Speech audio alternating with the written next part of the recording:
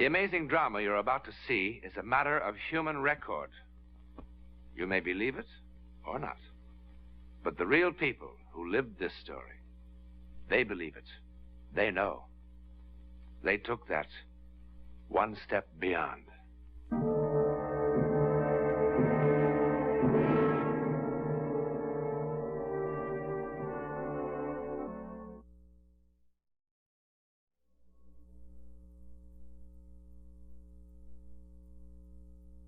Like, thousands of other couples in Manhattan, Jim and Betty Hennessy are giving a cocktail party. Now, all those other parties will end with people falling in love with each other, with people getting sore at each other, with hangovers, and with plenty of work for the maid. But this one, oh boy, this one. I don't know. Sometimes I can't do it at all. Oh, stop that. What about the time that you told Marie Cooper that their house was going to burn down 3 days before it happened? Yeah, that was really out of this world. It was really horrible. It wasn't your fault, darling. After all, you got us married. How did she manage that? She told me I was going to meet a man in Bermuda because of a flat bicycle tire. And a year later, I would marry him. And we were married to the day. How come you could fix a bicycle tire? In the Army, you couldn't clean your rifle. I still can. Oh, well, now, come on, it's not that bad. Oh, he's very handy. No kidding. She's really terrific. She went into some kind of hypnotic sleep a year before Betty and I ever laid eyes on each other. And she called all the shots right on the button. Sure she did. You don't believe it, huh? Well, I believe she saved lots of cocktail parties. Look, next time you're in Chicago, remind me to take you on State Street to a little old woman. She's got a genuine African monkey paw. All she does is touch it, and the whole future lights up. Now, she told me I'd be the next governor of Illinois. Oh, you'd love her. Okay, buddy. Ladies and gentlemen, we have a wise guy from Chicago in our midst. He doesn't believe in our Ellen. What do you say, Ellen? Would you be willing to do it? Oh, please, I'd rather not. Well, maybe the spirits are with Miss Larrabee today. Some other time. You mean when there are no cynics on the premises? No, just some other time. But there can't be any other time, Ellen. He's flying back to Chicago tonight. Come on, don't make a jackass out of me. I think this is wonderful. You and Arthur have never seen each other before. You know absolutely nothing about him. And you might be able to tell him something. It'll wipe that smug smile off his face. Charlie, come on. You make her do it. Now, what's Charlie got to do with it? Well, they sort of work together. Uh-huh. That's an act. Well, maybe it is an act. Sometimes it works out, sometimes it doesn't. You want to, Ellen? I just don't feel up to it now. Well, then forget about it. You don't have to sing for your supper around here. It's too bad. I like party games. Like post office. I'm a whiz at post office. Well, I'm sorry I'm such a wet blanket. Oh, look, for Pete's sake, I hope I didn't hurt your feelings. You didn't hurt my feelings, Mr. Douglas. Mr. Douglas. All right. I'm ready. Oh, marvelous. Oh, good. Good. Now, Ellen, you don't have to do this. I want to. Mr. Douglas, I hope you'll be amused. Well, come on, everybody. Get comfortable. Grab a chair. Now the party livens up. Excuse me. Marvelous. All right, Ellen, now close your eyes. Now relax. Relax completely. Now you're sinking. Down, down, down. You're floating. Your mind is free in space. World's far away. Far away. You feel wonderful. Light and wonderful. Wonderful. Wonderful. Wonderful. Now, where are you, Will? Moving. Moving. Do you see anything? Nothing. Nothing. Oh. He doesn't notice them. Notice what? They're not his anyway. What's not his, Ellen? The keys.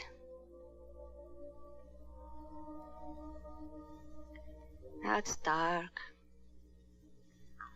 Dark, dark, dark, dark. The tunnel stopped. What stopped? Where did it stop? There's so much noise.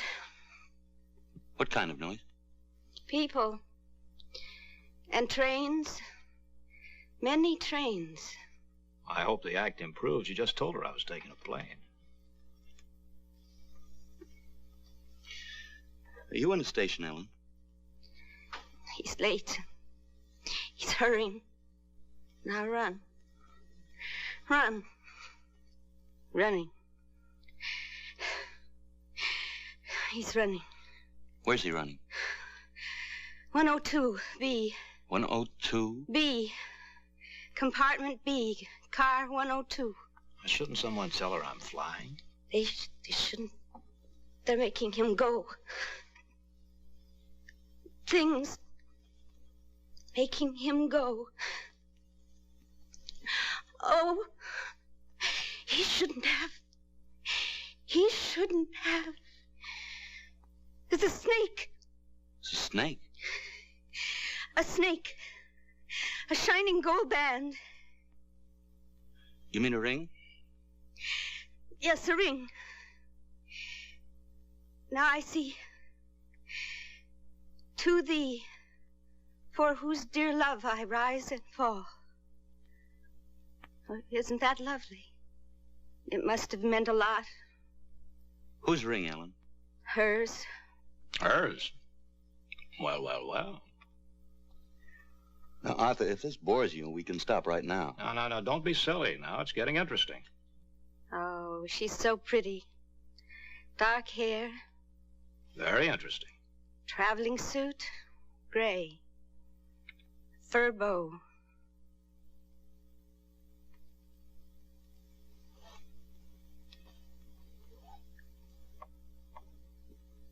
He's nervous. He's frightened. He's spilling her drink. And now he's running. Running. 102, 102, quickly, quickly. Oh, he's so frightened. Oh, he's all alone. In the dark. Ah! The light is blinding.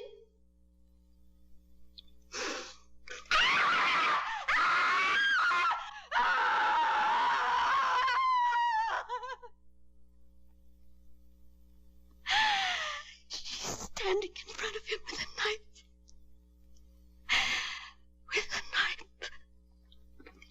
With a knife. Ellen. Ellen! You're all right, darling. You're all right now. Well, nothing like this ever happened before, Arthur. I'm sorry. Guess it was a lousy idea. What did I say?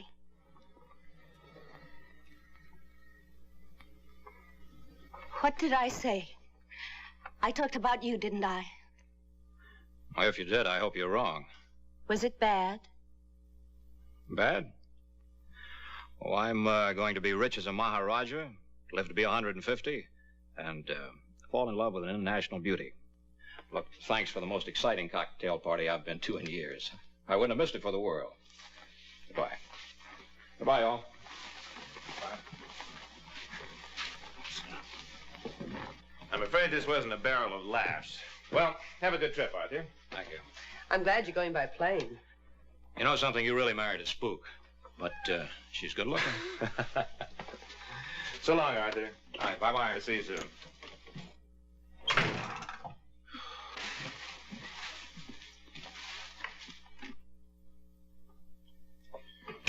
For being such a bust, there's an awful lot to clean up. Never mind, Maddie, I'll get it.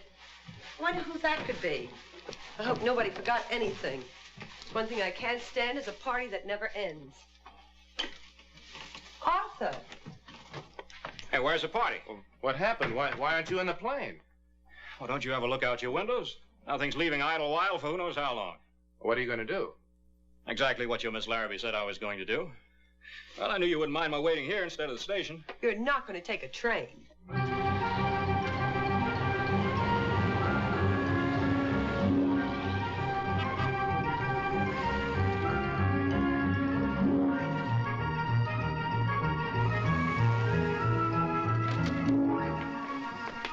One bag, Chicago special.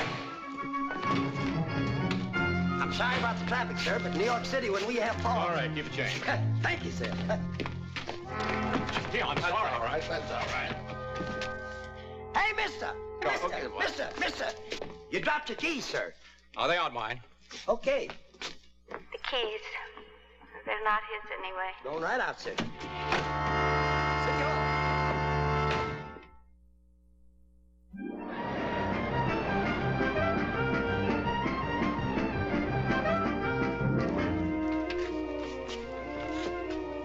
Good evening. Good evening. Douglas.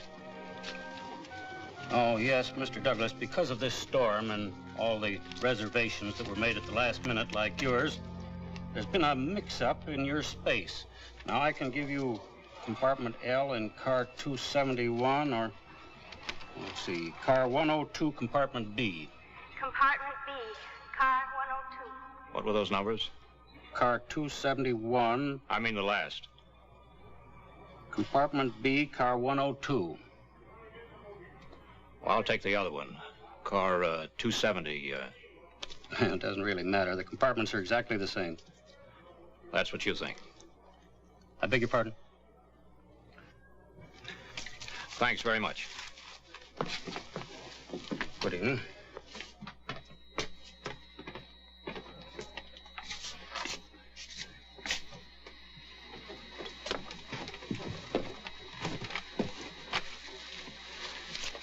There you go.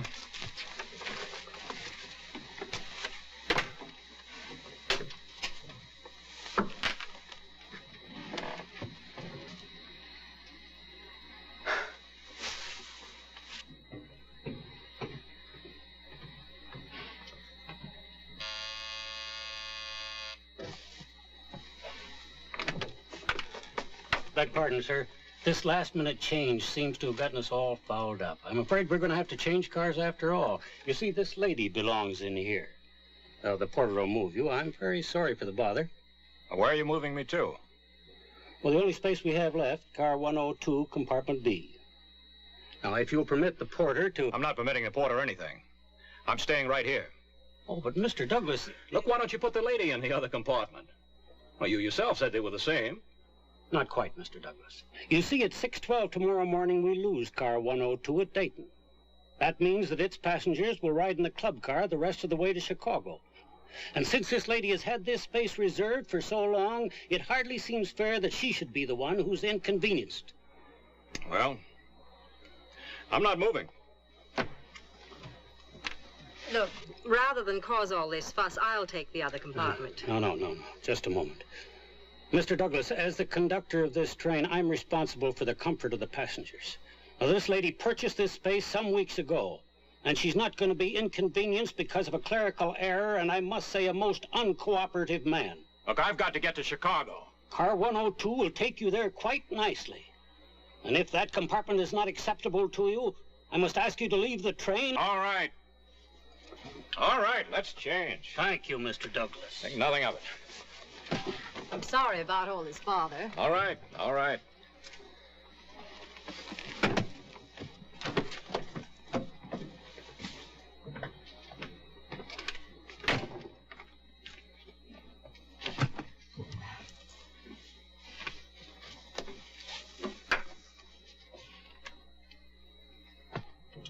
aboard!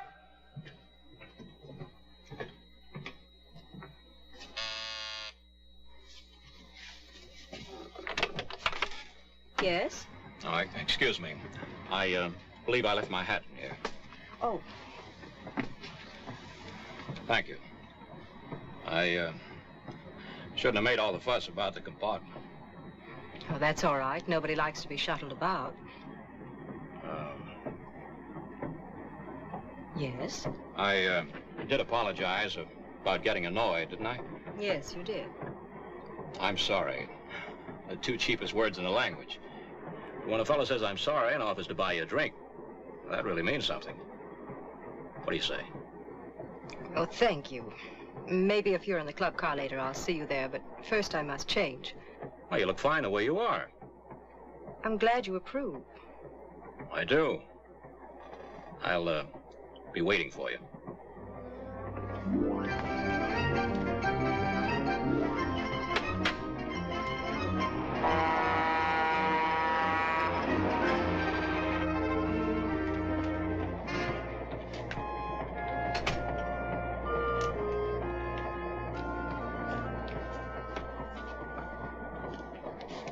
Does that kind offer of a drink still stand? Traveling suit, gray. Fur bow. Well, you did ask me to have a drink. Oh, please, forgive me. Please.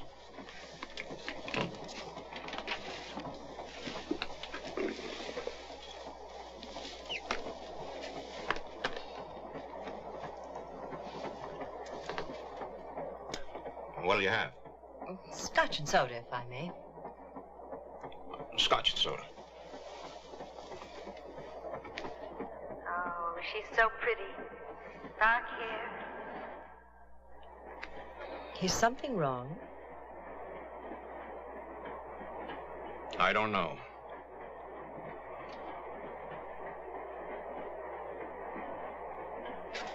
You know, I can live without this drink. Oh, please, please, forgive me. Please. Would you, mind if I ask you a question about, your dress? It's a suit. Tell me, is that what you, call an original? I mean, if that's the only one like it. No, I wish it were. I hate to think about it, but there are probably 1,000 women walking around in exactly the same thing.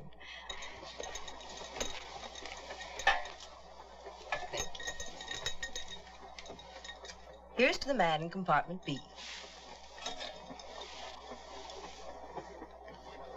Live in Chicago? Not exactly in Chicago. Evanston. Have friends in New York? A few, not many. Tell me, by some wild chance, you happen to know Ellen Larrabee? No, I don't think so. Thank you. No, you're sure? Quite sure. Now, she's small, brown hair, and her eyes are sort of... I really don't know Ellen Larrabee. Well, I'm glad. What? Now, you want to hear something really crazy? I went to a cocktail party this afternoon. A perfectly normal cocktail party. And there was this completely average-looking woman there, this Ellen Larrabee. Now, look, I'm the most practical guy in the world. I believe 2 and 2 are 4, period. But this Ellen Larrabee told me that I was...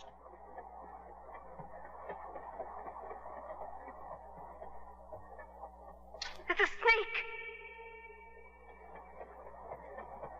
And what did she tell you? A snake.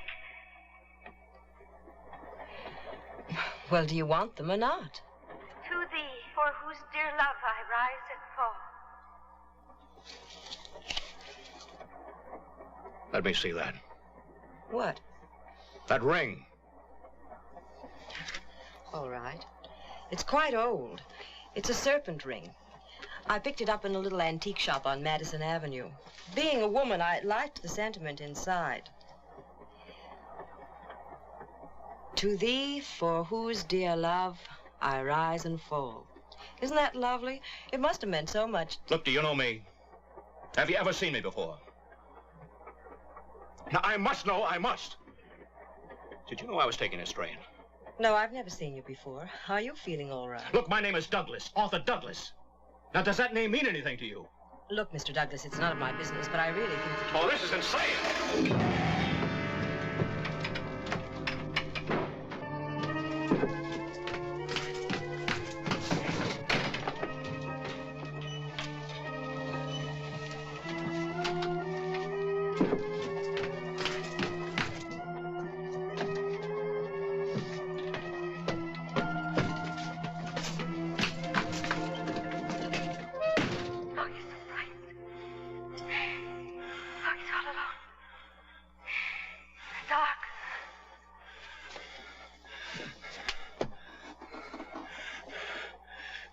What is this?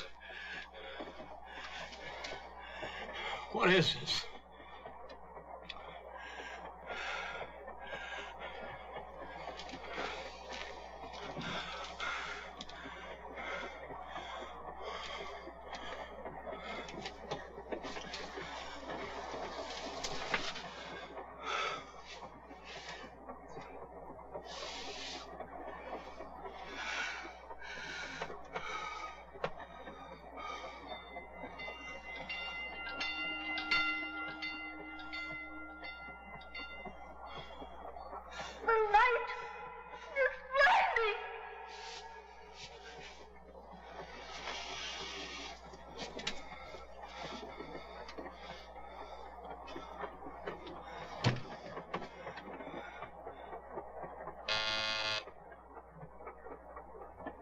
Mr. Douglas?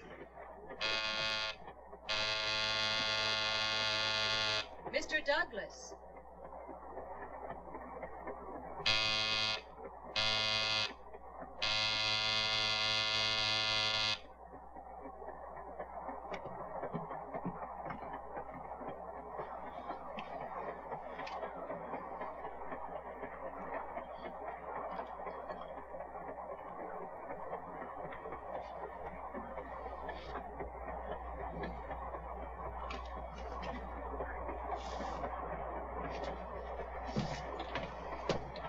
Mr. Douglas.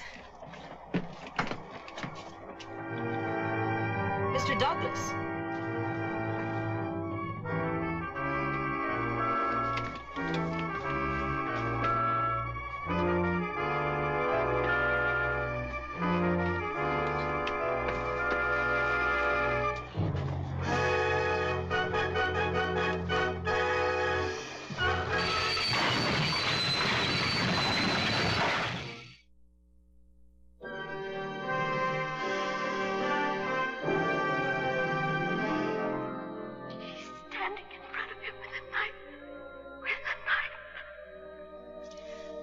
Just lie still.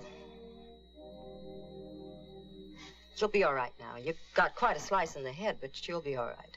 You're lucky. Lucky? Why, sure. Look at the service you're getting. I'm a first-class surgical nurse, and this gentleman here, he's a doctor. Happened to be in the next car. You're going to be all right. Lost a little blood, that's all.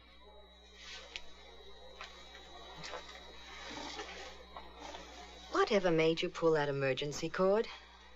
They'll probably give you a medal. Medal? If you hadn't pulled that cord, Lord knows how many people would be dead instead of just shaken up. What are you talking about? I'm talking about the freight train that was stalled on the track 100 yards ahead of us. The signal system failed. We stopped about 6 yards from the caboose. But how did you know that the train was there? I mean, you couldn't possibly have known. No one could have known. No one? Ellen Larrabee knew. How? Well, there are a lot of theories. Precognition. Clairvoyance. Some people might even call it a happy coincidence. But does that explain it? I mean, really explain it. To whom it happened, we know. Where it happened, we know. How or why it happened.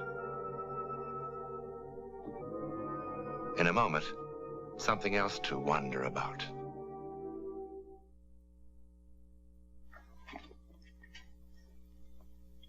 Next week? This is a film developing tray, a rather ordinary object. But next week, when we take that one step beyond, this commonplace item from a photographer's darkroom will play quite a part in a bizarre story of the unknown world. I think you'll be shocked by what develops.